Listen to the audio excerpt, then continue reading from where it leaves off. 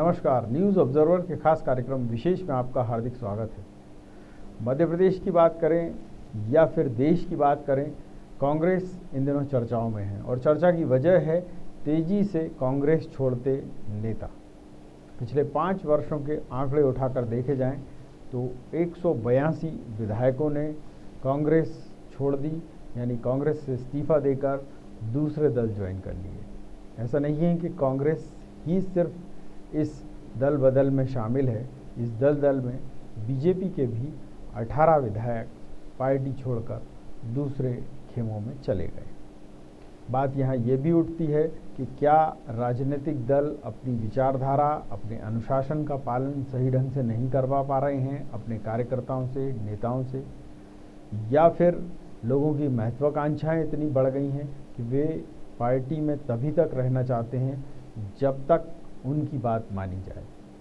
शायद यही वजह है कि पिछले 5 सालों में 5 राज्यों की सरकारें कांग्रेस को गंवाना पड़ी हैं और मध्य प्रदेश सबसे बड़ा उदाहरण इसलिए है कि यहाँ पर मैनेजमेंट गुरु कहे जाने वाले कमलनाथ की मैनेजमेंट गिरी भी फेल हो गई और वे न केवल सरकार समेत धराशायी हुए बल्कि कांग्रेस को भी ले डूबे। यहाँ ये बात भी उठती है कि पार्टी हाई कमान ऐसे नेताओं को क्यों बर्दाश्त करता है जिनका न तो अपने संगठन में रुचि है, न सरकार में रुचि है, और तो और जो जनमत है वो भी धीरे धीरे खिलाफ होता जा रहा है।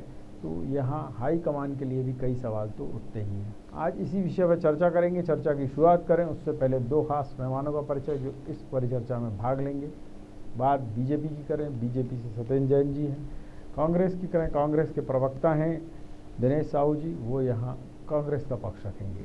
सबसे पहला सवाल आप ही से दिनेश जी कि एक तरफ आपकी पार्टी में तमाम तरीके के जिसको कहा जाए ऐसे क्रम चल रहे हैं कि पार्टी मजबूत करने की बात होती है, वहीं दूसरी ओर जो है पार्टी के से लोगों का मोह भंग हो रहा है और 5 साल के जो आंकड़े सामने आए हैं वो बहुत ही चौंकाने वाले हैं। सर, इस संबंध में मेरा ये मत है कि कांग्रेस के अंदर पार्टी हाईकमान चाहे वो केंद्र की हो या प्रदेश की हो, ये तो अपना काम कर रहे हैं। कोई भी पार्टी ऐसा नहीं चाहती कि उनके नेता पार्टी छोड़ के जाए, या ऐसा भी नहीं है कि पार्टी की विचारधारा में कोई बदलाव आया। परंतु मेरा मत ये है, मैंने ये देखा है कि अभी कुछ वर्षों में अवसरवादी टाइप के नेता ज़्यादा हो गए। अपना मतलब निकला तो पार्टी में रहेंगे, टिकट नहीं मिला या अपना मतलब नहीं निकला तो पार्टी बदल देंगे। तो ऐसा नहीं है कि केवल कांग्रेस में ही हो रहा है, इसकी शुरुआत बीजेपी में भी हो गई है। तो इस तरह के जब अवसरवादी नेता रहेंगे तो ये तो अभी जो चल रहा है इससे भी ज़्यादा स्थिति होने वाली है कि जो नेता हमारे पार्टी से बीजेपी में गए वहाँ उनके अगर मतलब सिद्ध नहीं होंगे तो वो छोड़ के किसी और पार्टी में जाएंगे।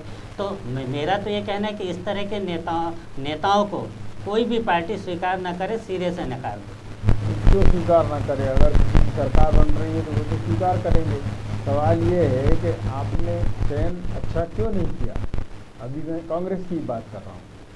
चयन तो सर हमने अच्छा किया था, हमारे टिकट पर चुनाव भी जीत के आए थे, जनता के बीच में भी गए थे, परंतु इनकी महत्वाकांक्षा जो है जितनी उनको दी गई थी उससे कहीं ज़्यादा थी और वो पूरी नहीं हो रही थी, इसलिए पार्टी छोड़ के चले गए।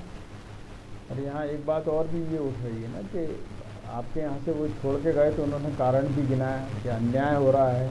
जो जूनियर हैं उनको मंत्री बना दिया कमलनाथ जी ने, तो जो सीनियर हैं वो बैठे हुए हैं। तो पार्टी या तो तय कर ले कि हाँ साहब हम तो अपनी मनमानी करेंगे, अध्यक्ष जो बनेगा वो अपने हिसाब से चलाएगा पार्टी, आपको रहना है पार्टी में रहो, नहीं रहना तो निकल जाओ। अब इसमें तो ऐसा है सर कि चूँकि फैसला हाईकमान का था, मैं बहुत छोटा सा कार्यकर्ता हूँ, परंतु मैं इतना ज़रूर जानता हूँ कि जो नेता पहले कहते थे कि हमारे साथ अन्याय मतलब हमें पार्टी ने बहुत दिया है, अब वो कह रहे कि अन्याय हो रहा है, पहली चीज़। दूसरी चीज़, ये जो छोड़ के गए हैं वो नेता जिन नेताओं का अनुसरण करते थे उनके ही सहमति से सारी चीज़ों का बंटवारा हुआ, विभाग का, मंत्रिमंडल का, उनके नेताओं ने सहमति दे दी कि हाँ इनको बनाया जाए, तो उनको बनाया गया। अगर उसी समय नहीं बनाया जाता तो उसी समय विरोध हो जाता।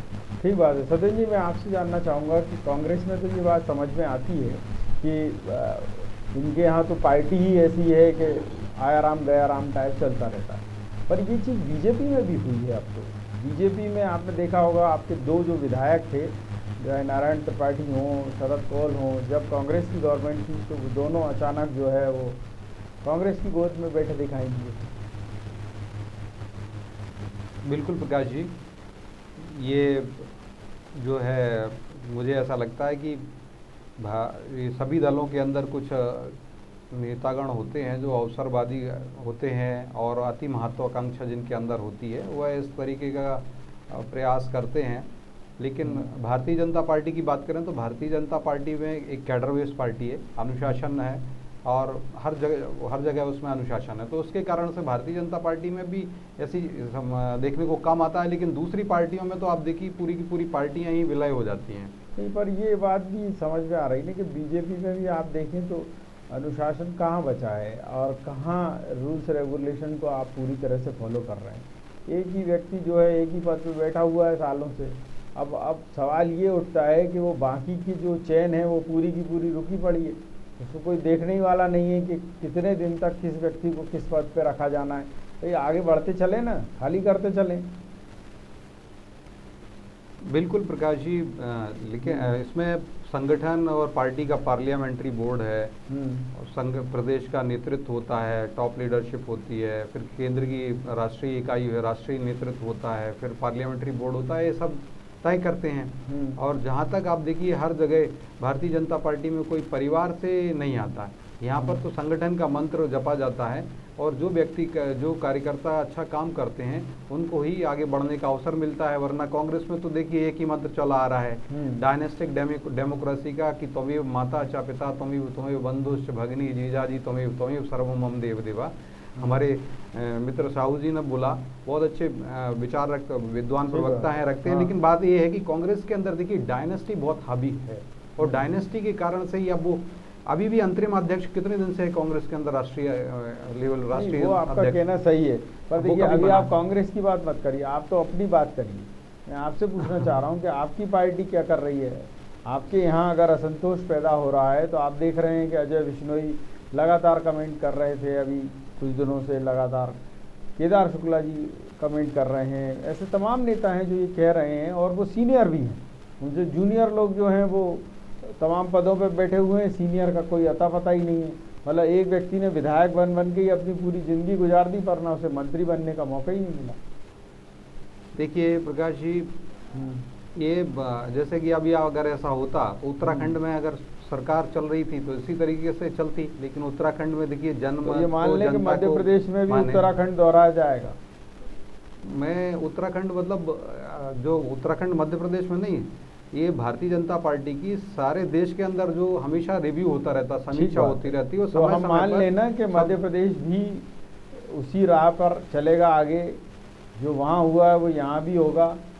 नहीं, मुझे ऐसा नहीं लगता, क्योंकि यहाँ पर देखिए आज की बात है तो आज यहाँ पे असंतोष चलता रहेगा, यहाँ कोई सुनने वाला नहीं। असंतोष तो कहीं नहीं था। उन्होंने जो बात कही थी, उन्होंने ये कहा था कि बिंदी का विकास नहीं था असंतोष। आप सुन लीजिए, आप उत्तराखंड की बात कर रहे हैं तो मैं आपको वो असंतोष बता दूं कि जिसकी वजह से त्रिवेंद्र रावत को हटाया गया वहाँ से मुख्यमंत्री पद पे, और या फिर आप बात कर लें वहाँ के प्रदेश अध्यक्ष की, दोनों को हटा दिया गया। तो मैं ये कह रहा हूँ कि क्या मध्य प्रदेश में भी यही स्थिति है क्या? संगठन का तो चलिए अभी बदले हैं तो मान लिया कि चलेंगे अभी, पर क्या बाकी सत्ता में भी ये बदलाव की आप उम्मीद लगाए बैठे हैं क्या?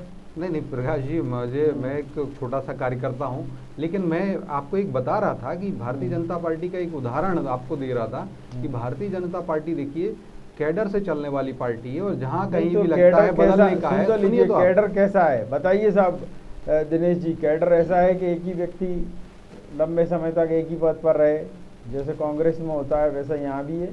सर अब ऐसा है कि चूंकि मध्य प्रदेश में शिवराज सिंह चौहान जी का जो कार्यकाल है 15 साल तो वो हो गया और ये साल भर हो गया 16 साल। इतने साल तक अभी तक किसी भी दल में कोई भी लगातार मुख्यमंत्री के पद पे नहीं रहा है।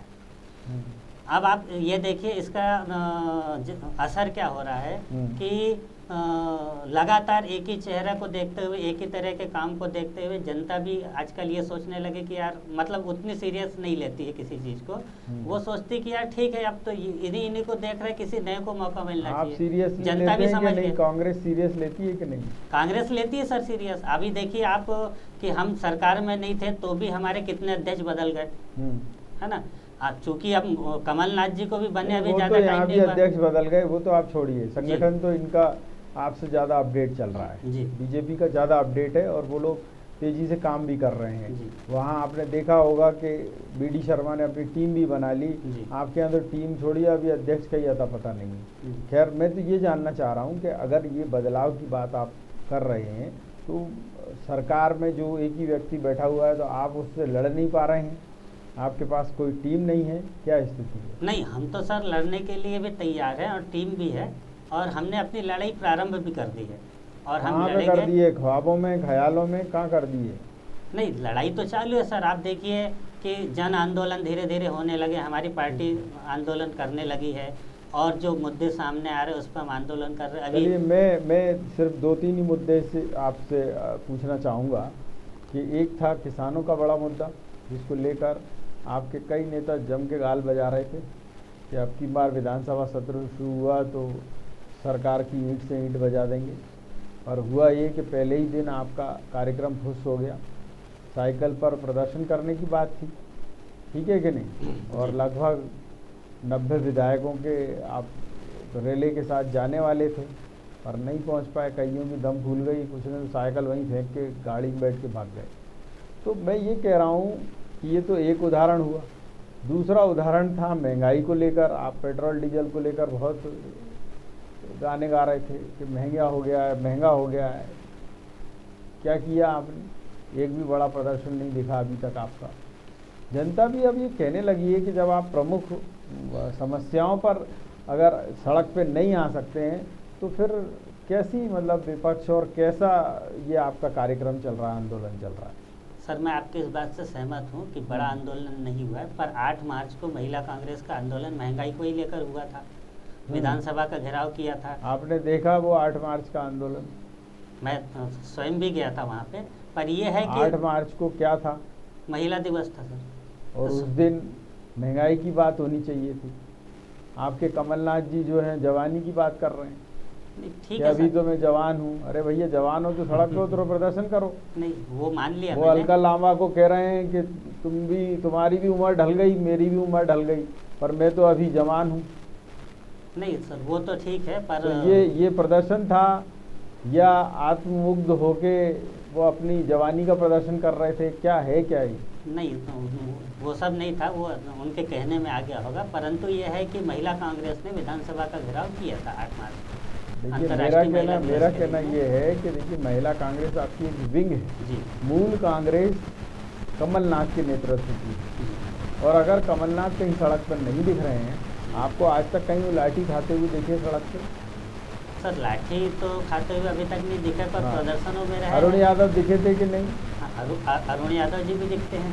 दिखे थे कि नहीं? जी। उन्होंने लाठी भी खाई थी पुलिस की और अस्पताल में भी भर्ती हो गए थे, हुए थे नहीं? चोट भी आई थी उनको। हाँ, बिल्कुल आई। उनको आपने हटा दिया। तो ऐसा मान लें कि संगठनों में आजकल यही देखा जाता है कि कौन गणेश परिक्रमा कर सकता है, उसको पद दो, जो सड़क पे मेहनत करे उसे भगाओ।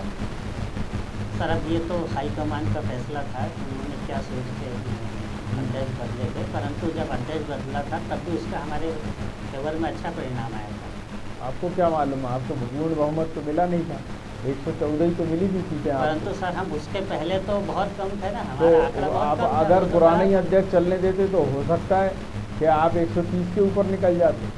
जी, ये भी मैं मानता हूँ कि हो सकता है कि हम 130 से भी ऊपर निकल जाते।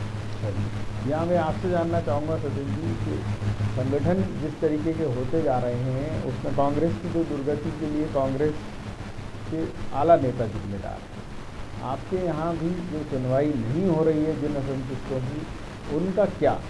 आप बताइए। 1 साल हो गया आपकी सरकार को मध्य प्रदेश में, हो गया कि नहीं हो गया? बिल्कुल हो जाएगा। 1 साल होने वाले। 1 साल में जिस तरीके की परिस्थितियां आप देख रहे हैं कि आज तक आपने निगम मंडलों के अध्यक्ष उपाध्यक्ष घोषित नहीं किए, बीजेपी के कार्यकर्ता, बीजेपी के कई विधायक हैरान परेशान घूम रहे हैं, दो विभाग जो है बिना मंत्री के चल रहे हैं, क्या कहेंगे आप? बिल्कुल प्रकाश जी, मुझे ऐसा लगता है एक वर्ष हो रहा है और जो यह मुख्यमंत्री जी का विवेकाधिकार होता है और ये निर्णय संगठन का कोई विवेकाधिकार नहीं है। मुझे ऐसा लगता है हाँ, संगठन ने तो कहा ही होगा सब, और ये चीज़ें सब मीडिया में नहीं आती हैं, ऐसा नहीं होता कि हर चीज़ संगठन मीडिया को बताए कि क्या हुआ। मुझे ऐसा लगता है कि इस पर भी संवाद हुआ होगा, लेकिन ये जो कोरोना टाइम चला, वर्ल्ड पेंडेमिक कोरोना टाइम से ऐसा कुछ रहा होगा, टाइम से परिस्थितियाँ सामान्य हुए लगभग 3 महीने होने जा रहे हैं। विधानसभा चल रही कि नहीं चल रही? जी हाँ चल रही है। पूरा जनजीवन सामान्य हो गया है, लोग प्रिकॉशन के साथ सही पर काम तो कर ही रहे हैं ना। अब अध्यक्ष उपाध्यक्ष बनाने में कोरोना घुस जाता है, क्या कहेंगे? बिल्कुल आपने अच्छा प्रश्न, स्वागत करता हूँ, लेकिन इस बात पे भी चल ही रहा होगा सब प्रशासन के यहाँ, माननीय मुख्यमंत्री जी के पास बात को लेकर तो कार्यकर्ता संतुष्ट है ना कि भाई संगठन जब घोषित हो गया तो अब सत्ता की बारी है। अगर सत्ता की बारी है तो जिन कार्यकर्ताओं ने जी तोड़ परिश्रम किया है, मेहनत की है, क्या उनको सत्ता की मलाई खाने का अधिकार नहीं है? चंद चुनिंदा चेहरों को ही अधिकार है। देखिए प्रकाश जी, मुझे ऐसा लगता है सत्ता की मलाई भारतीय जनता पार्टी में कोई नहीं खाता। राजनीति को सेवा का माध्यम माना जाता है। सेवा का माध्यम अगर मान रहे होते, सुन लीजिए, सेवा का माध्यम अगर मान रहे होते तो ऐसी स्थिति नहीं होती जो आज हो रही है। आपको पता है कि नहीं कि सिर्फ मंत्रालय में 2 एनेक्सी बनाने के बाद 10 लाख रुपए पर डे की बिजली जलाती है आपकी सत्ता। और यही काम पहले, आपको पता है यही काम पहले कितने में हो रहा था? मात्र 2 लाख। ये सत्ता की मलाई नहीं है। अब देखिए, बिल्कुल आपने कहा ये ऊर्जा का अपव्यय मान सकता हूँ मैं, लेकिन जो आपने कहा हो सकता है उसके लिए ना जो परंपरागत सोर्स जैसे सोलर और उसका, तो मैं ये पूछ रहा हूँ, मंत्रियों के बंगलों पर 10 करोड़ पहले खर्च हो गया, अभी 5 करोड़ फिर खर्च हो गया। 15 करोड़ रुपए सिर्फ बंगलों पे खर्च कर दिए गए, जबकि 2018 एंड तक यानी 19 तक कांग्रेस की सरकार आने के पहले तक उसमें मंत्री रहते थे, चपरासी नहीं रहते थे। देखिए प्रकाश जी, महल बनाए चले जा रहे हो आप। बिल्कुल नहीं, ये तो मैं भी कहता हूँ, मुझे ऐसा लगता है इस विषय पे भी सरकार जो है काम कर रही होगी, क्योंकि पहले की सरकार ने, कमलनाथ सरकार ने जरूर 150-200 करोड़ रुपए बंगलों के लिए सुधारने, बंगलों को नए बनाने में, रेनोवेट करने में लगाया था। हाँ, इस सरकार ने जो उन्हें लगाया तो उनकी तो आलोचना हुई, उन्होंने लगाया तो उनकी आलोचना हुई। का वर्क जरूर हुआ प्रकाश जी। मैं क्या कह रहा हूँ, उन्होंने अगर किया तो उनकी आलोचना हुई। आप एक तरफ गौशालाओं के लिए पैसा नहीं दे पा रहे हैं, गाय रोज मर रही हैं। आज ही देखिए, आप सारे मीडिया की खबर है वो कि आप जितनी भी गौशालाएं हैं वहाँ पैसा नहीं दे पा रहे हैं, गाय मर रही हैं। पर हाँ, आपके पास बिजली जलाने के लिए मुफ्त की, इसको कहते हैं ना, मुफ्त का चंदन घिस मेरे नंदन, 80 लाख मूर्तियों के लिए, 1 करोड़ मूर्तियों के लिए लगाए जाएंगे। क्यों भैया? मुख्यमंत्री रहते हुए ही कोई व्यक्ति काम करता है? नहीं प्रकाश जी, प्रदेश का संगठन का अध्यक्ष रहते हुए काम नहीं करता? उनकी भी लगाओ मूर्तियाँ, मंत्रियों की भी लगाओ मूर्तियाँ, क्यों नहीं लगना चाहिए? मुझे ऐसा लगता है प्रकाश जी, इस पर जो सही सरकार का निर्णय लेगी, और जिस तरीके से आपने कहा तो आप कह रहे हैं ना मलाई, अब आप सुन लीजिए, ऊर्जा की बात कहा, मैं अब आप सुन लीजिए, मलाई एक प्रदेश है जिसमें 3000 मेगावाट का उत्पादन। मैं इतना कहना चाह रहा हूँ कि अभी आपने 2 महीने की सरकार, मैं यही कह रहा हूँ कि 2 महीने पहले आपने आम जनता के, जिसको कंधे पे बोझ डाल के बिजली के दाम बढ़ा दिए, जनता सहन कर गई। अभी फिर से आपकी वही तैयारी चल रही है। एक तरफ आप पैसा लुटाए चले जा रहे हैं और दूसरी तरफ ज्ञान बांट रहे हैं सबको। नहीं, ये मलाई खाना नहीं है। नहीं। और सुन लीजिए, इस बजट में कृषि के लिए जिन किसानों को ओला पाला जो प्रभावित होते थे, उनके लिए राशन के लिए जो 48 करोड़ रुपए का प्रावधान रखा गया था, वो कमलनाथ सरकार ने भी जारी रखा था। आपकी सरकार ने इस बार उस बजट को 0 कर दिया।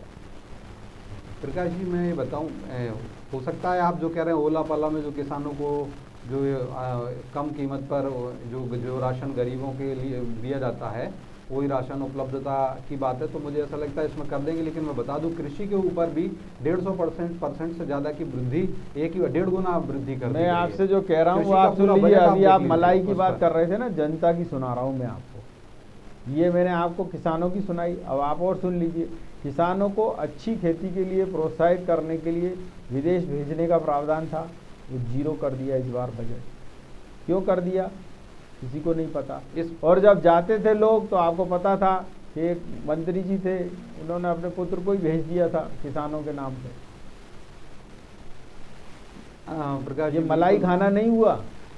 नहीं प्रकाश जी, इस बार तो आपने जो बात कही बिल्कुल सही कही, लेकिन मुझे ऐसा लगता तो है मैं कि कुल मिला के ये कह रहा हूँ आपसे कि आपका संगठन कब ये देखेगा कि साल भर होने को जा रहे हैं, 2 साल और बचे हैं, उसके बाद चुनाव आ जाएंगे। और बल्कि आप तो ये मानिए कि 1 साल में के बाद ही प्रभाव खत्म होने लगता है सरकार का, ठीक है कि नहीं? जी हाँ, जी हाँ। तो वो जो कार्यकर्ता मेहनत कर रहा है उसने क्या गलती करी? प्रकाश जी उसको क्यों नहीं अवसर मिलना चाहिए तमाम पदों पर?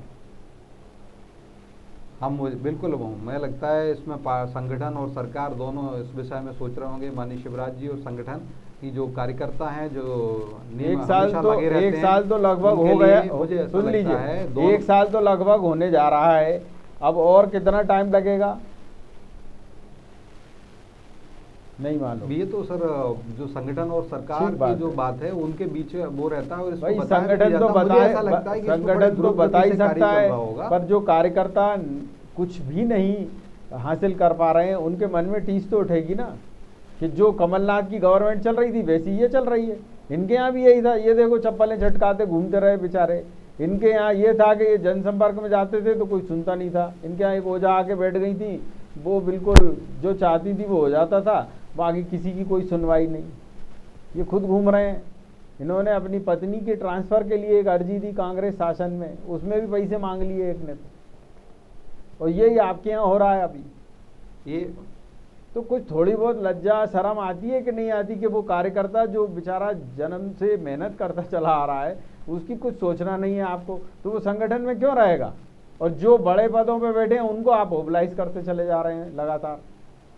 बिल्कुल प्रकाश जी, मुझे ऐसा लगता है जिस तरीके से आपने जो विषय उठाया है और ऐसा संगठन ने उठाया होगा, वो सही बात है। कार्यकर्ता जो है जो दिन रात पार्टी के संगठन के कार्यों में लगा रहता है, तो भारतीय जनता पार्टी है जो ऐसे आम कार्यकर्ताओं की आरती उतारती। और आपने देखा होगा कि चाहे आरती उतार के कोने में बिठा देती है। चाहे राज्यसभा सांसद के जो देखिए आप संसद सदस्य के लिए जो नाम आए, अब सोलंकी जी का नाम आया था, उनको बनाया। ये अलग अलग आप देखिए कैलाश सोनी जी हमारे माननीय राज्यसभा सांसद हैं, माननीय भाई वो तो मैं संगठन की बात कर रहा हूँ। आप भारतीय जनता पार्टी नहीं वो मैं संगठन की बात कर रहा हूँ कि संगठन तो काम कर रहा है, कार्यकर्ताओं को फिर अवसर मिलेगा। मैं आपसे फिर कह रहा हूँ कि संगठन तो काम कर रहा है। अध्यक्ष बने, अध्यक्ष ने अपनी टीम बना ली, बाकी का पता ही नहीं चल रहा ना। मुझे ऐसा लगता है कि हमारे वर्तमान जो माननीय अध्यक्ष हैं माननीय BD शर्मा जी बहुत ही ऊर्जावान है और बहुत अच्छे तरीके से उनके संगठन का मुझे ऐसा लगता है उस सरकार के साथ में उनका समन्वय है और वो काम हो रहा होगा सर। अरे भाई हो रहा होगा, ये मतलब कोई अदृश्य है अदृश्य रहता है सर, ये वाली चीज तो देखिए। तो मैं ये पूछ रहा हूँ, अदृश्य होते होते 1 साल हो गया, अभी और कितना साल लगेगा बता दीजिए ना। अब ये तो सब जो इसकी भी समय सीमा निर्धारण नहीं होती है, लेकिन मुझे ऐसा लगता है कि सबसे ज़्यादा अगर देश के अंदर द्रुत गति से कार्य करने वाली कोई पार्टी है, सत्ता और संगठन के बीच में समन्वय बना करके जो कार्यकर्ताओं का सम्मान किया जाता है, ऐसी पार्टी है, सुनिए, देखिए अनसुईया उइके का नाम आप अरे ऐसी पार्टी है, ऐसी पार्टी है जो सरकार चल रही है, उसमें मध्य प्रदेश कुपोषण के मामले में देश में नंबर 1 और उसी महिला बाल विकास विभाग का मंत्री नहीं है। ये खुशी होने की बात है? नहीं बताइए। मुझे ऐसा लगता है मीना सिंह जी को इसका प्रभार तो दिया हुआ है। अरे आप भी मतलब पता नहीं कहाँ नींद में हैं। नहीं बताइए साहब, दिनेश जी प्रभार है क्या मीना सिंह जी के पास? सर अभी महिला बाल विकास का प्रभार शिवराज सिंह चौहान जी के पास में ही है और जनसंपर्क, विधि मंत्रालय, ऐसे कुछ मंत्रालय और होंगे जिनका प्रभार अभी मुख्यमंत्री जी के पास में। अगर इन विभागों में मंत्री होते तो जनसंपर्क की जो पीएचई में नहीं है, जल संकट आने वाला है गर्मियों में, आपको पता है कि नहीं सत्येंद्र जी? जी हाँ सर। कि पार्टी के चक्कर में अब आप भी मतलब इतने उदासीन हो गए कि आपको पता ही नहीं है कि किस विभाग में कौन मंत्री है या नहीं है। ऐसा नहीं है साहब, है ये तो आपको पता है पीएचई का नाम बताएंगे आपके? कौन कैबिनेट मिनिस्टर है? वही थी उसकी मंत्री। अरे सुन तो लीजिए, मैं पूछ रहा हूँ ना आपसे कि ऐदल सिंह कंसाना के चुनाव हारने के बाद, इमरती देवी के चुनाव हारने के बाद इनकी पोस्ट किसको दी गई?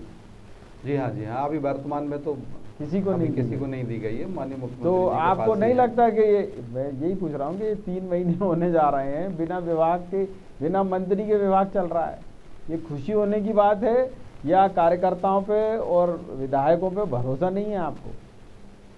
नहीं, मुझे ऐसा लगता है कि इसमें माननीय शिवराज जी और संगठन उचित निर्णय लेंगे।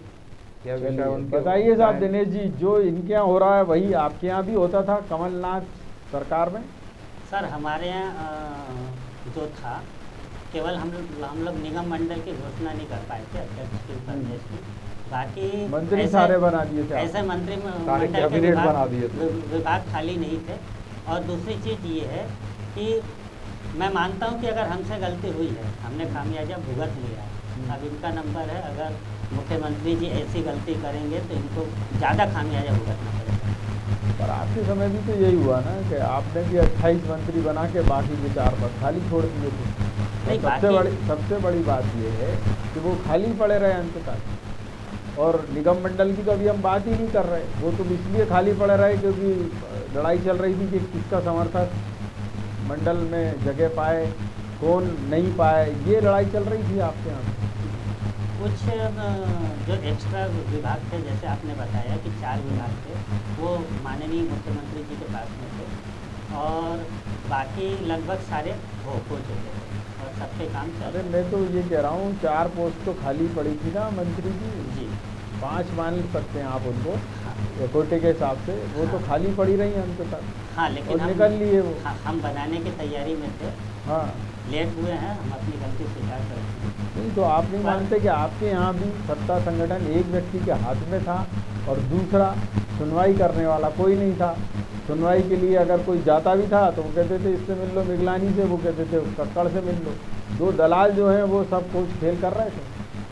सत्ता और संगठन में इतना तालमेल नहीं बिगड़ा था। हाँ ठीक है, मैं मानता हूँ कि कुछ बिगड़ा हुआ था, परंतु ये हाईकमान का फैसला रहता, उन्होंने जैसा फैसला किया था वैसा सत्ता और संगठन चलते रहा था और भुगत लिया उसका परिणाम आपने। चलिए, बहुत अच्छी बात है। मैं आप दोनों मेहमानों का बहुत बहुत धन्यवाद करता हूं। और अगर मैं जनता की बात करूं, कार्यकर्ताओं की बात करूं, नेताओं की बात करूं, तो लोगों का मोह भंग इसीलिए होता है क्योंकि उन्हें संगठन से जो आशाएं रहती हैं, उन्हें जो आश्वासन दिए जाते हैं वो पूरे नहीं किए जाते। और सबसे बड़ी बात ये है कि जो एक धीमी गति का काम चल रहा है वो अपने आप में आश्चर्यजनक है। खुद नितिन गडकरी जी जो केंद्रीय मंत्री हैं वो इस बात पे आपत्ति जता चुके हैं कि सरकारी महकमे, उनके अफसर जो काम करते हैं, जैसे काम करते हैं, वो गति ठीक नहीं है, एक। और दूसरा, वही असर जो है अब संगठनों में भी नज़र आ रहा है।